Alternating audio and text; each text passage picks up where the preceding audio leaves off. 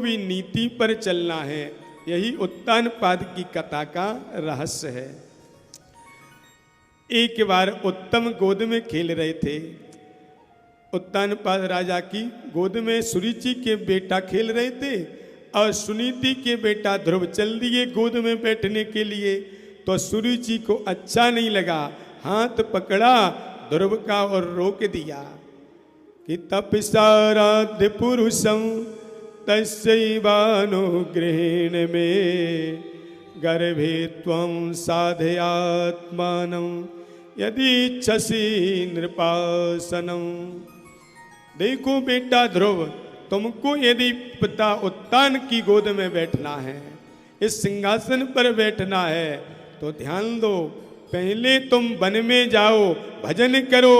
भगवान जब प्रकट होके मांगने को कहें तो तुम कहना अगला जन्म सुरुचि माँ के कोख से मिले, तब मेरे गर्भ में तुम आओगे, मेरी कोख से तुमको जन्म मिलेगा, तब इस सिंहासन का तू अधिकारी होगा। चल हट जा। ऐसा ध्रुव को फटकार लगा दी, भगा दिया। ध्रुव जी आगे आए और उनके मित्रों ने सुनीति माँ को बोला, तुम्हारे बेटा ध्रुव का अपमान सौतेली माँ सुरुचि ने किया, पर माँ तो माँ होती है। आज यदि कोई माँ बुराई की बात करे तो बेटा की भी बुद्धि बिगड़ सकती है।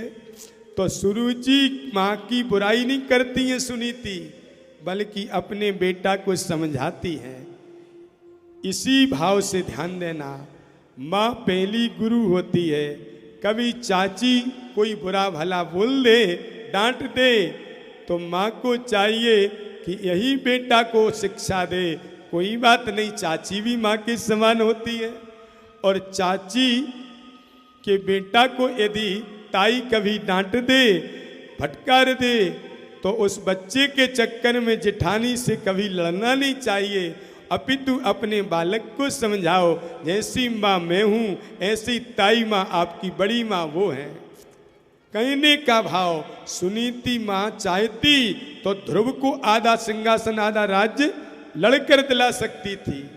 बराबर का हक था ध्रुव का, सुनीति का और सुरुचि का उत्तानपाद के राज्य में।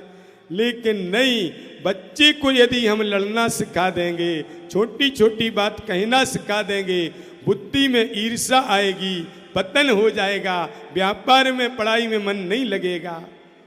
तो आज सुनीति ने सुंदर उपदेश दिया, बेटा सुरुचि माँ भी आपकी माँ है, कोई बात नहीं बेटा, जो भी बुरा भला कहा उसको भूल जा, जो अच्छी बात बताई भगवान के भजन में लग, वो सौतेली माँ की बात को मान जा।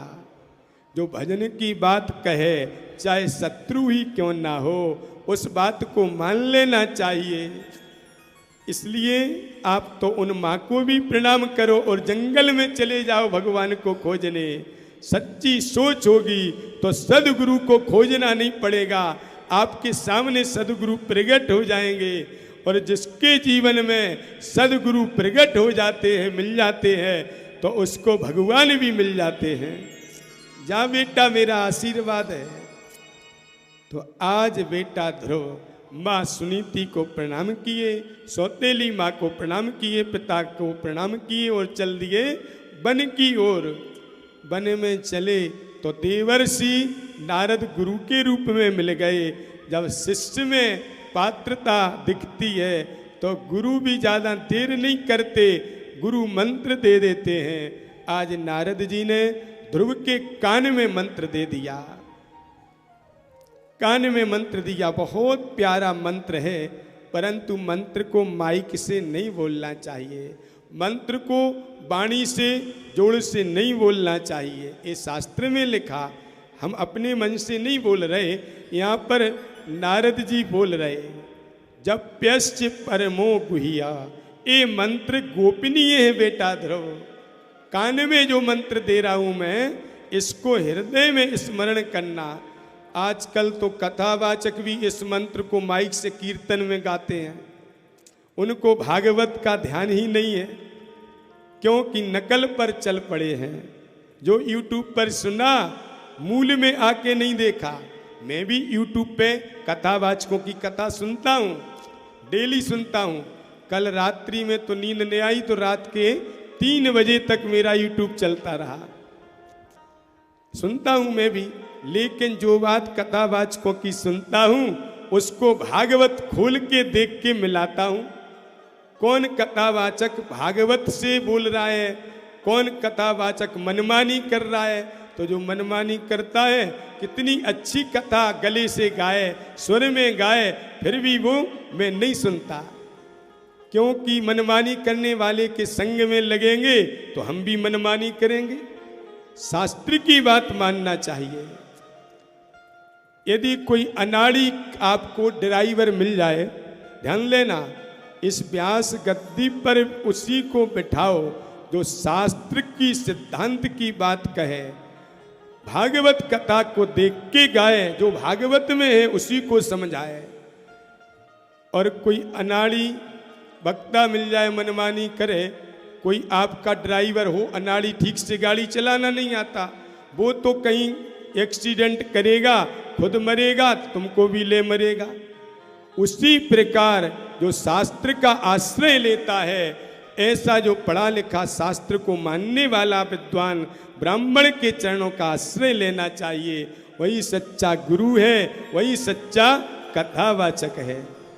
हम ये नहीं कहते हैं कि मुझसे ही कथा कराओ, मुझसे अच्छी मूल कथा जो भी करें आप उनकी व्यवस्थाएं करो, खूब कथा किसी की भी कराओ, पर जो भागवत की बात करे, रामायण की बात करे, शास्त्र की बात करे, उसका आश्रय लोगे तो आप भव से पार लग जाओगे। और आप मनमानी वक्ता के संग करोगे तो वास्तव में आपकी गाड़ी भव में डूब सकती है, नाव पलट सकती है।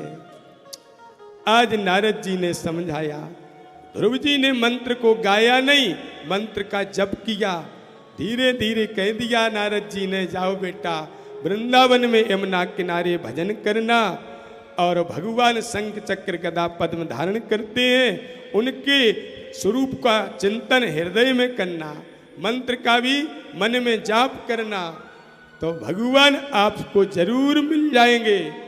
एक गुरु का आशीर्वाद मिल गया। नारद जी का प्रणाम करके आशीर्वाद लेके ध्रुव यमुना किनारे आए। पहले महीने में 3 दिन तक फल, 3 दिन में एक बार फल खाते हैं और भजन करते हैं। दूसरे महीने में 6 दिन में एक बार सूखे पत्ते चबाते हैं और भजन में लग जाते हैं। तीसरे महीने में केवल यमुना जल 9 दिन में एक बार पीते हैं और भजन में लग जाते हैं। चौथे महीने में 12 दिनों में एक बार भगवान वायु पीते हैं, श्वास लेते हैं ध्रुव, और भजन करने लग जाते हैं। 5वें महीने में तो कमाल कर दिया ध्रुव ने, वास्तव में इतना कमाल किया कि श्वास को भी जीत लिया। सभी देवता घबराने लगे। भगवान ने कहा, चिंता मत करो बेटा, ध्रुव मेरी याद में लगा है, उसको देखने के लिए मेरी इच्छा हो रही। तो भगवान का मन क्या हुआ, ध्रुव को देखने का। जब भजन किया, भक्ति हो तो ऐसी हो कि भगवान का भी मन हो जाए कि मेरे भक्त भजन में लगा है, उसको देखने चलना चाहिए। मधुर वनम भृत्य दिदृक्षया गता, मधुबन वृंदावन में भगवान ध्रुव को देखने के लिए सामने प्रकट हो गए। और जैसे ही प्रकट हुए मालूम है, अब ध्रुव आंखें बंद करके अंदर भगवान को देख रहे। भगवान ने सोचा ध्रुव अंदर भगवान का दर्शन कर रहे हैं, तो ध्रुव के अंदर की झांकी को चुराया। सोई ध्रुव नेत्र खोले तो वही भगवान जो अंदर थे बाहर दिखाई देने लगे, चरणों में लेट गए। बहुत प्यारी कथा है। ध्रुव जी ने क्या स्तुति गाई, इस पर चर्चा हम लोग कल करेंगे। पर कल की पहले सूचना भी सुन लें।